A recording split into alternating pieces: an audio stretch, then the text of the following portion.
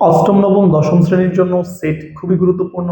আমরা সংযোগ সেট যেটাকে আমরা ইউনিয়ন সেট বা ইউনিয়ন অফ সেটস বলি। সো সংযোগ সেট বা ইউনিয়ন সেট যেটাকে আমরা এটা দ্বারা প্রকাশ করি, এটাকে অনেকে কাপ সেট বলে নিজের মতো করে।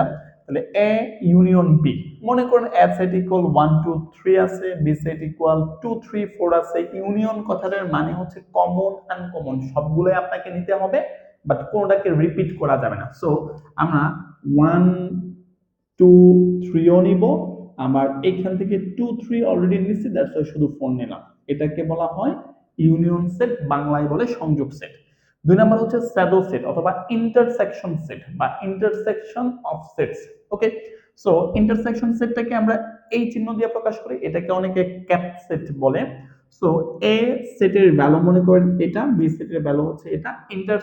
ইন্টারসেকশন বা স্যাডো সেটের মানে হচ্ছে অনলি কমন গুলা নেব, যেগুলা কমন যাচ্ছে শুধু সেগুলা নেব। সো এই দুইটা সেটের মধ্যে যেমন 2 3 এখানে আছে, 2 3 এখানে আছে, সো এখানে কমন যাচ্ছে 2 3, আমরা 2 3 কমন নেব। যদি কোনো কিছু কমন না যায়, ইন কেস আপনার এর সাথে বি এর মধ্যে কোনো কিছু মিল যাচ্ছে না, দ্যাট টাইম আমরা ফাঁকা সেট দেব। ফাঁকা সেট এইভাবে লিখলেও হবে, অথবা আমরা শুধু সেকেন্ড ব্র্যাকেট দেব। এই ফাঁকা সেটটাকে বেসিক্যালি অরি বলা হয়।